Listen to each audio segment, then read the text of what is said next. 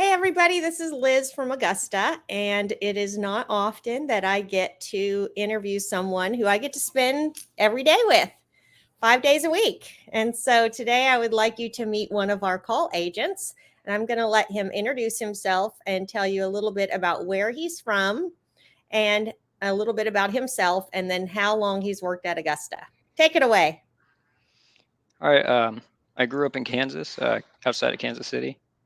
Uh, I didn't like it very much. It's real flat. So I moved to Wyoming and met my wife, and we moved out here to be by the ocean. So, how old are you? I'm 25. And you didn't give us your name?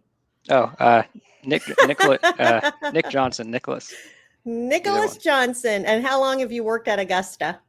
Since the beginning of February, so almost 2 months now. Almost Okay. 3 months. So, how old were you when you moved away from home? I was 19, I think.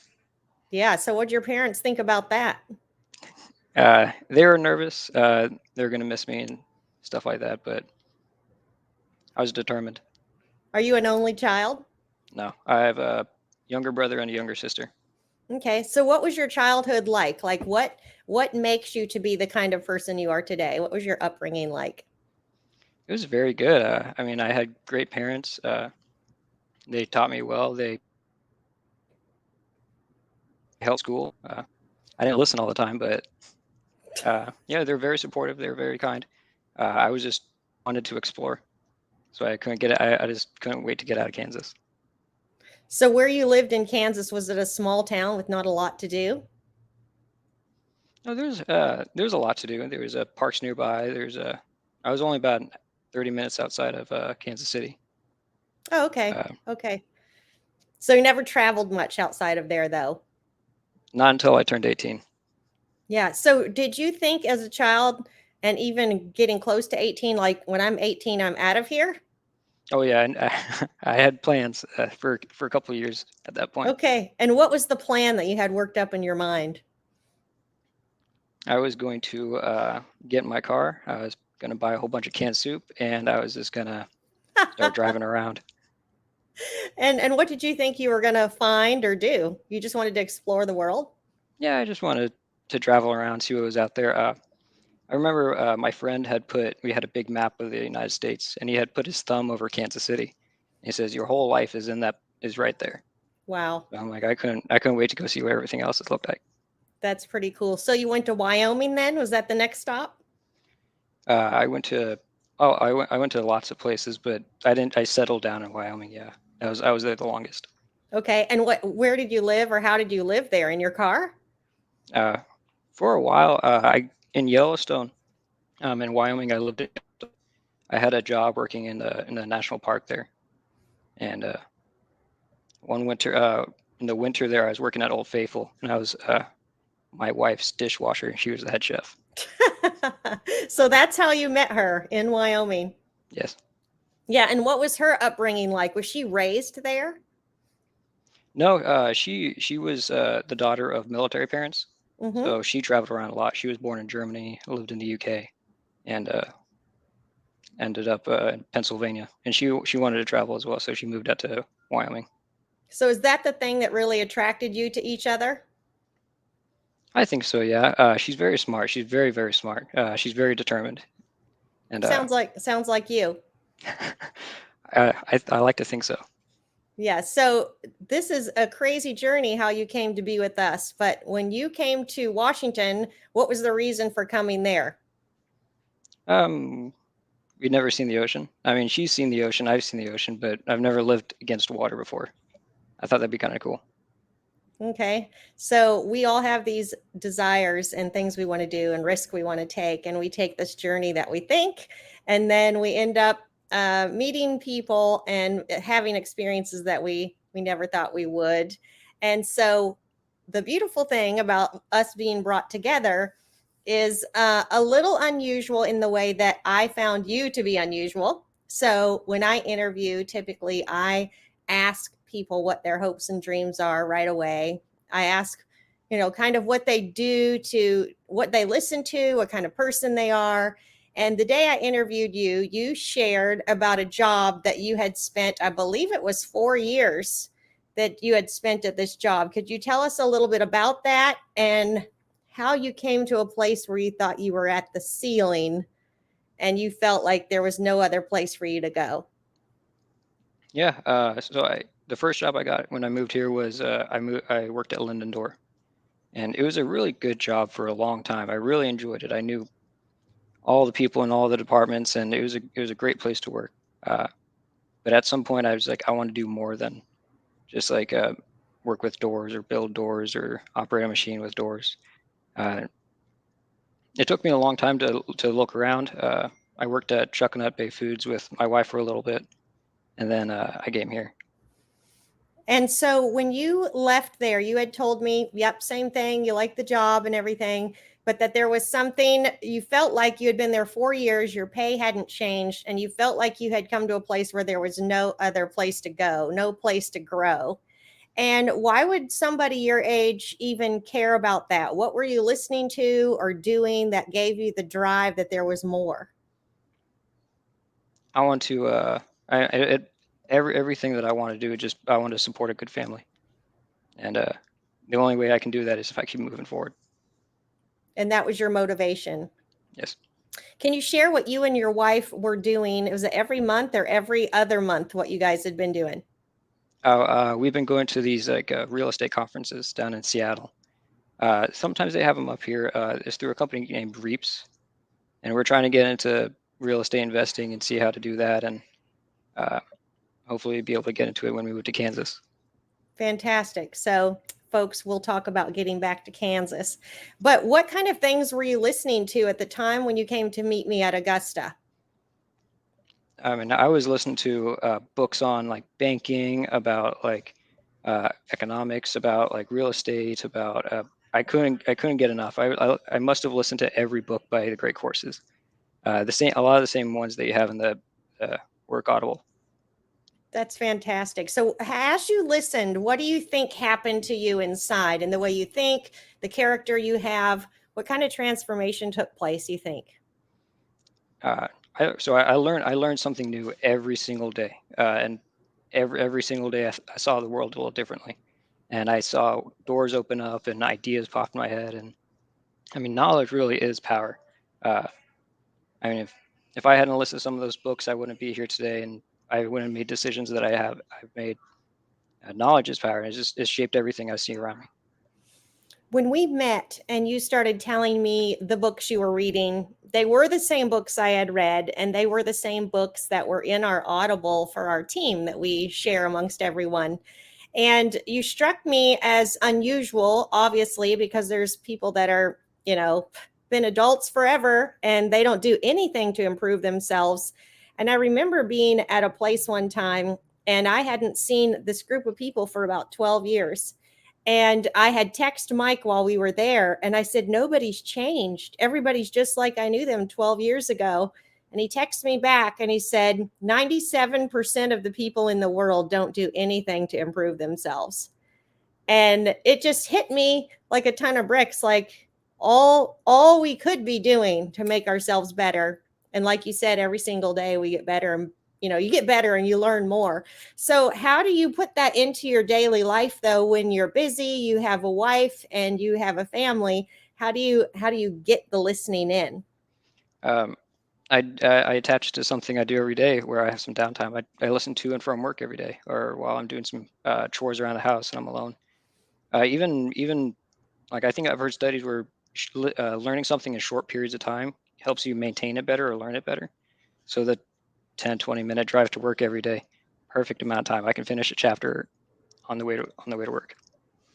Do you feel like if you listened and you didn't retain everything, like let's say you were working out or doing something that was going to take an hour and you were listening, would you not listen because you think you're not going to get it all? Or do you listen hoping, yeah, I might not get it all, but I'll get a piece here and there? Is that enough for you?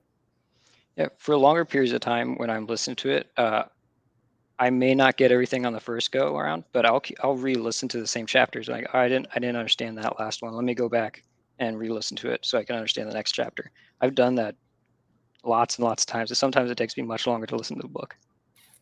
That strikes me as unusual in that regard as well, to listen to something over and over and recognize in yourself, okay, I didn't quite have that. I need to listen again.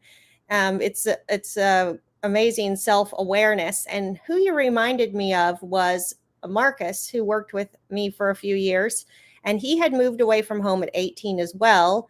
And he had come to Augusta, and he said, he lied, and said that he had experience in lawn care and landscaping, and he really didn't have experience. So it was the best lie he ever told, I suppose, because he started working with us and he was like a sponge. And his competitive advantage over every other employee, and what moved him up the quickest, was that he devoured the Audible account, and he was humble enough to learn from other people. And when I met you, I thought, wow, I'm talking to somebody like Marcus. And so we were having our upcoming summit, and I have done something I've never done before. I hadn't even given you a job offer, and the summit is a paid event. And I said, well, why don't you come, just slip in and come to the summit and bring your wife? I had no idea why I invited you, and I thought, there's no way he'll come anyway. So can you tell me about when you showed up? Yeah. When I pulled up, it was in a beautiful place. There's a lot more people than I had expected. Uh, I walked in, and there was this huge room full of all these people, and they're speaking. I didn't recognize some of the people speaking at first, uh, but as soon as I saw you walking around, I introduced myself, and I'm like, "Hey, here's my wife as well." And I saw Mike Andes go up there with a huge entrance, and I was like, "That's the guy." He struck me as he's incredibly smart. Uh, yeah, he's incredibly smart. I try to be take on some of the ideas that he has as much as I can. Yeah, so it's pretty cool that you got to see that day, because we transitioned from a conference we have for the franchisees into the conference that evening that we have for all the landscapers. So you saw the very beginning of the grand entrance of our summit, which was really nice. And you had never met Mike. Now, in between that time of our interview and me offering you a job, did you watch any of the content? On YouTube? Yeah. No, I did not. I think I looked up his website a little bit, so I saw his picture and I saw some of the things that was on there, but it was hard for me to grasp exactly what everything entailed until I Yeah. saw him go up there and he's drawing on the whiteboard and different on how to maintain people, and just absolutely brilliant. It sold my wife. She's like, "All right, now I feel better. You can work here." And I hadn't even given you a job offer, I don't think. I was just excited to go. So I think that I went back and I sent you a job offer that night, or it was early the next morning, because I was at the conference. So, but I wanted to make sure that no one else snatched you up.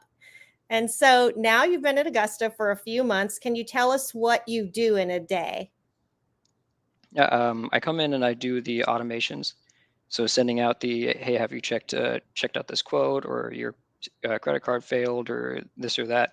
And I'll go through the locations, do that, do some scheduling, try to get accepted estimates onto the job board for the crew to go out and do it, and take as many calls as I can, uh, and also finish as many emails as I can. But I love taking calls. That's my favorite part of the job. And that is truly amazing. So we have contest, and we have a contest.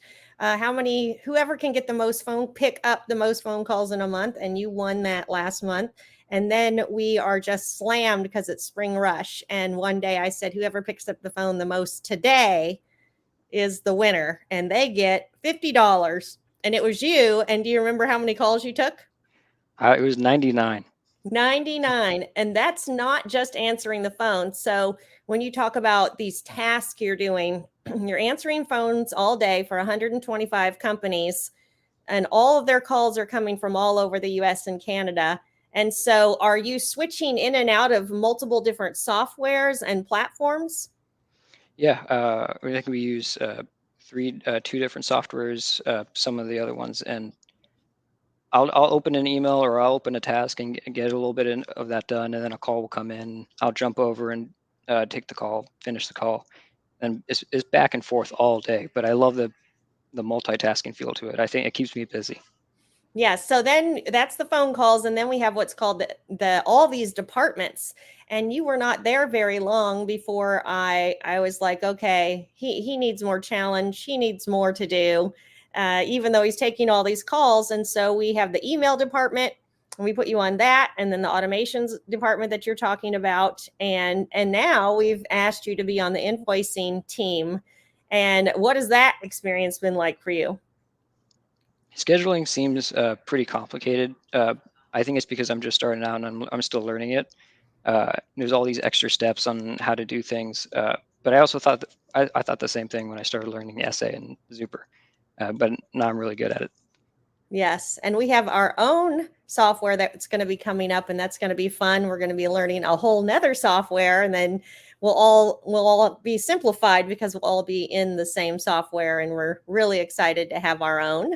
And tell me about, I asked you one day if you were a gamer, and and I think you said no, didn't you? Do you game? Not really. Okay, and then I asked you what you like to do, and we were talking about Excel sheets, and you got so excited. So tell me about your interest in that. Yeah, it was something I've always kind of had an interest in, but it seems so complicated. I had no idea how to do it. I started tracking our finances once I met my wife, so I can make sure we can have a stable future. And it just ballooned from there. I watched YouTube videos, I learned this and that, I played around with it. I made different charts and this. I'd wake her up in the middle of the night and I'm like, babe, look at this graph I made. And she's like, that's a great graph, nice. uh, that's I, fantastic. And so then when we started doing, what was it that I invited you to be a part of soon after you were there? Weren't you doing something on Excel? yeah, I'm changing the estimate calculators so that they're easier to scroll through and that they're all checked and make sure that all the formulas are there and stuff like that. The ones I've done, it's so much easier to input new information. Is it very overwhelming in the midst of the day with all the calls coming in and all the things that we do? Do you get overwhelmed with the phone calls and the different issues that customers have when they're upset, can be upset a lot of the time? Overwhelmed? No, because there's so much to do, but I mean, if you just take one task at a time, uh, oftentimes I get distracted or I lose focus on this or that. So I've trained myself to only focus on one thing at a time, and it makes it so much easier instead of seeing That, this huge mess to fix.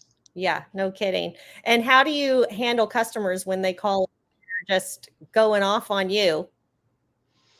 The nor the If I think about it, they're not angry at me. They're just upset. They feel like something's wrong, and they're just either confused or they haven't gotten the right answer, and they're just upset and they're just expressing that. So it's not directed towards me. And once I realize that, I mean, I just want to help them. Yeah. Were you nervous when you first started talking on the phone and were trying to navigate in so many places?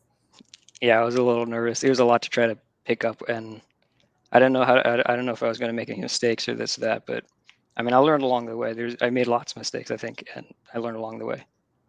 So you work an 8 hour shift, 5 to 6 days a week. Yes. And are you the type of guy that likes a lot of overtime? Yeah, I like overtime. Yeah. And doing all these calls, you make the most money if you're on the phone.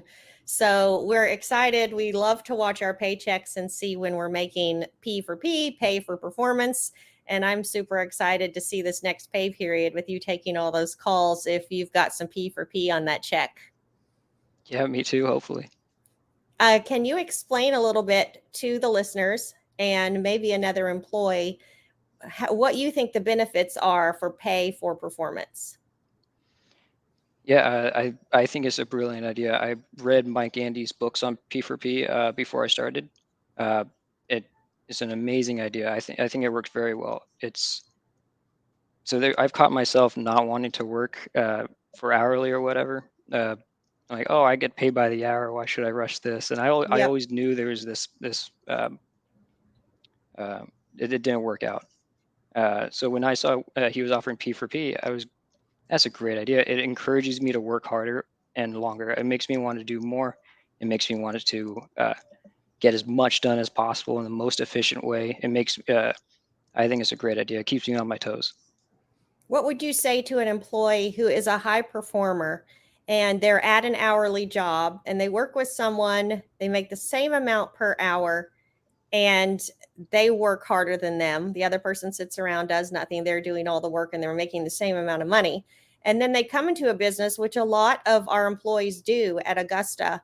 The guys out in the field, when they start on P4P, and they're very skeptical of it. What would you say to encourage them?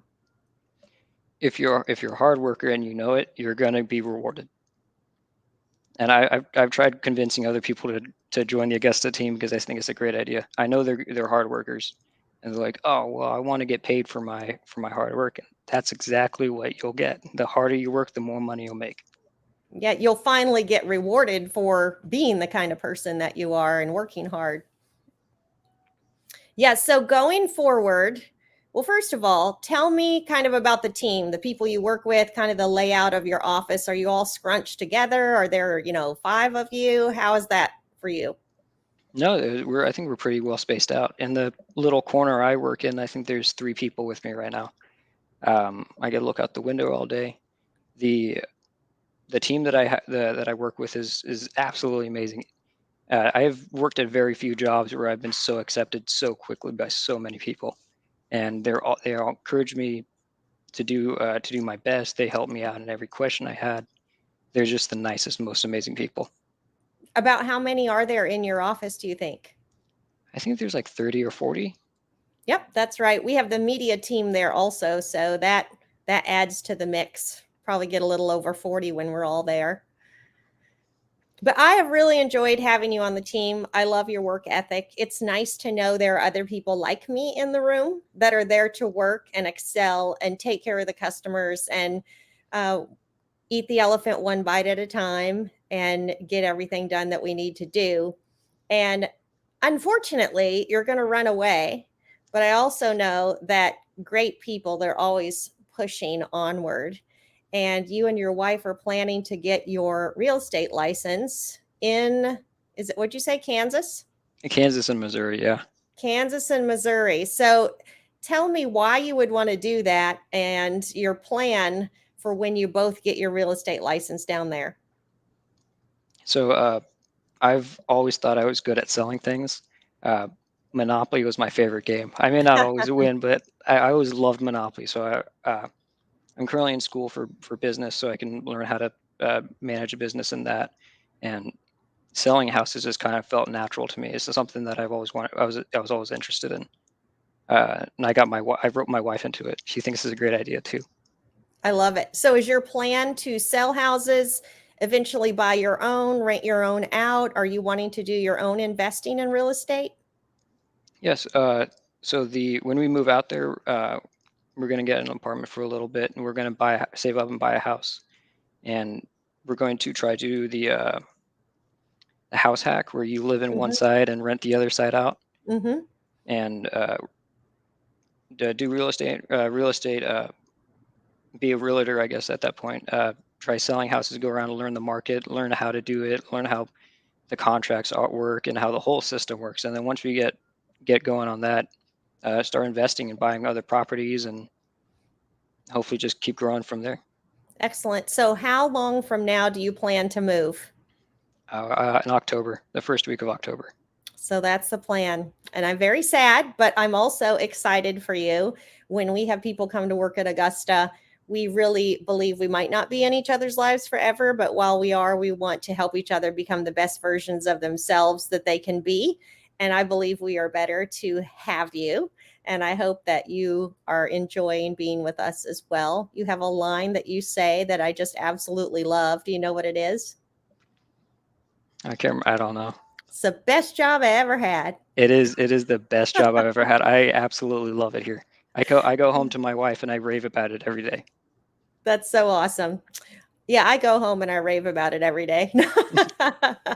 No, I love my job too. I love the people more. It's pretty phenomenal. So, who's ever watching is thinking, how in the world are you going to school and working 5 to 6 days a week plus some overtime? So, how is that working out and what courses are you taking? So I'm doing the business management course. I'm on my third quarter or semester, and I go home and I do homework, and I work as much as I can during the day. Uh, I want to raise a good family. I want to support a good family, and the only way I can do that is working real hard. Yeah, and you're pretty smart, so that's going to be your competitive advantage too. I try my best. So, what kind of things are you listening to right now? I'm listening to a book by the Great Courses for Contract Law, and it's really, really interesting. And what was your reason for picking that one? I took a class last semester for contract law, and I didn't feel like I was able to grasp all the information in it. So I think I'm on my third audiobook about contract law. The more I listen to, the more puzzle pieces fit in, and the more dots I connect, and the more it makes sense. It's really, really, really interesting stuff. So, can you explain that a little bit? When I think of contract law, I think of if you're in business, when you write contracts in business, are as part of this course, are you breaking them down and what they're all about, or am I looking at it completely different? Yeah, there's lots of different types of contracts. What makes a contract? What doesn't make a contract? Some of the clauses that can get you out of the contract, or some of the issues for breaking contracts. Uh, whole bunch. I listened to a whole chapter on like online contracts, Mm-hmm. on how much they have to show you about the contract, or how many options they can give you about the contract before you unintentionally accept it, or the terms of use, everything like that. And there's so much to it. I am going to have to listen to much, much more.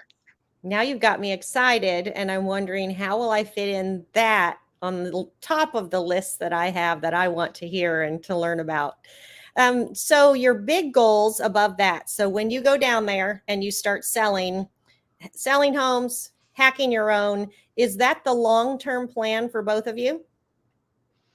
Uh, Ideally, yeah. I want to own my own business one day. I really am tempted by the idea. After 2 years, Mike Andes has a program where you can open your own franchise. That one's really, really, really tempting. Uh, but right now, the main idea is just to get into real estate investing.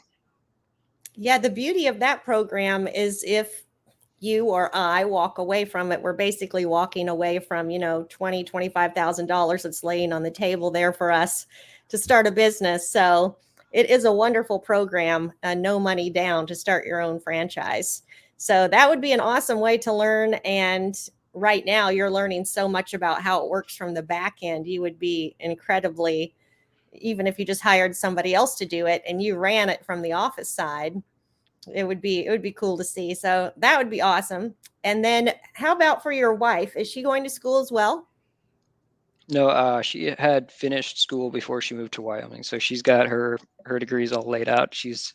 Uh, right now she's research and development for Chucking Up Bay Foods, Okay. and uh, she uh, she has a culinary degree, so she is incredibly good with food. I am not, which is one of the perks of marrying her. Yeah, no kidding. That's awesome. So do you guys get along pretty well and you're pretty aligned in your goals for the future? Yes, yeah, we talk about it very often. We want to be on the same page about everything. Does she listen to Audible books and podcasts as well? She's more into podcasts. I like the structured layout of audiobooks better. Mm-hmm. And what does she like to listen to and then share with you? Yeah, she's right now she's really big into learning real estate in Kansas, about like fee simple estates and how they're not so simple. Um, Yes. she's really big into that right now. I love it. That's great. I don't know if you'd be willing to share, but this is something that every single person struggles with. And you are trying to do something before you have a baby, before you have a family that your wife has given you the ultimatum about. And you're going to be a huge inspiration to other people that are trying to do things like this. But would you care to share what you're trying to do before you start a family? Um, I'm wanting to finish school for the most part. We plan on having a baby sometime next year. So hopefully, the top of the list is trying to finish school, working in school, and having a baby. It seems like a lot. So finish school, get everything laid out, the foundations at least, and just do my best to try to do a good job. That's awesome. And you and somebody else at work are trying to do something together. Do you want to share about that? Yeah, we're trying to quit smoking. I've had a bad history of smoking and other things, but I can't just get rid of smoking. It's been really, really difficult for me for a long time. So I posted one day on the group chat at work, like, oh, I'm gonna try to quit smoking, and anybody can help. And Valerie's wanting to quit smoking as well. And we've been like, after she goes to break, I'm like, do you smoke a cigarette? After I go to break, she'll, do you smoke a cigarette? And we'll keep each other focused. And I think I'm day 2 not smoking cigarettes. I've messed up a couple times, but I'm holding strong now. Day 2. Yeah. So what are the strategies that you two are trying to put in place to help? We've been thinking about getting like a whiteboard so we can mark down how many we've had or how many days we've gone without smoking. The big thing is like hand to mouth use, like when you smoke a cigarette. Mm-hmm. So she brought in, I think, 100 lollipops, and so when I'm on my break or whatever, instead of smoking a cigarette, I'll just suck on a lollipop, and it works. It works very well, actually. That's phenomenal. I don't even know how she got that idea, but it is a great idea. And was it your wife that said you had to quit smoking before you could have a family? Yeah, she because I mean smoking's not healthy, and kids are more likely the kids you have are more likely to smoke if you smoke. So I have to stop smoking cigarettes before we have a baby. I want to be here for a long time. I don't want to leave her with a kid, and I don't want our kid to smoke cigarettes either. It's a horrible, horrible addiction. That is phenomenal. And you just saying that and will be an inspiration to so many other people. There's people that have kids and families, and it's so hard to give up an addiction. So the first thing is deciding and having a good enough reason to decide. That's the challenge for some people. Yeah, I remember my dad used to smoke cigarettes, and he said the day you were born, he's like, I smoked my last cigarette, and I haven't seen him smoke one ever since. I mean, I Wow. didn't. That's phenomenal. So I wish you tons of good luck on that. And there's no downside to quitting. It's just putting strategies in place and doing what you're doing with her for accountability. I'm super proud of both of you. So if you had to talk to another young person and they have their whole life ahead of them, maybe they don't even want to go to school, maybe they don't know what to go to school for, and they are not at home, they're on their own, what would you say to them to encourage them? I guess keep your mind open. There's so many things out there that I didn't think I'd ever be interested in, and those things I never thought I'd be interested in are the reason I'm here, and I'm the happiest I've ever been. That's phenomenal. So having a desire to continue to learn and to keep learning, it does open up the whole world for us, doesn't it? In so many ways that you never would have thought possible. It's amazing. Do you listen to anything besides the great courses in your Audible book? What kind of other topics do you cover? A lot of them are self-help books. My wife makes fun of me for listening to so many, but uh, if I'm ever feeling down or if I'm ever feeling like slow or I'm not accomplishing something, I listen to a self-help book, and it'll Mm-hmm. get me back on the right track. I'll see it. I notice my mood changes instantly. All my habits start changing as soon as I start listening to one of these books. So I think I've listened to over several dozen. I love it. That's so awesome. So we're going to wrap up today, but could you share maybe a quote or something that's been an inspiration to you? You can never kill time without hurting eternity. I think Thoreau said that. So Well, you I better mean, say it. You better say it one more time. you cannot kill time without hurting eternity. So I try not to waste time as much as possible. That's beautiful. All right. Well, thank you so much. We appreciate your time today. I know it's going to be a blessing to a lot of people, and the franchisees will enjoy learning about you too. I hope they enjoy it. Thank you. Have a great day. Thank you.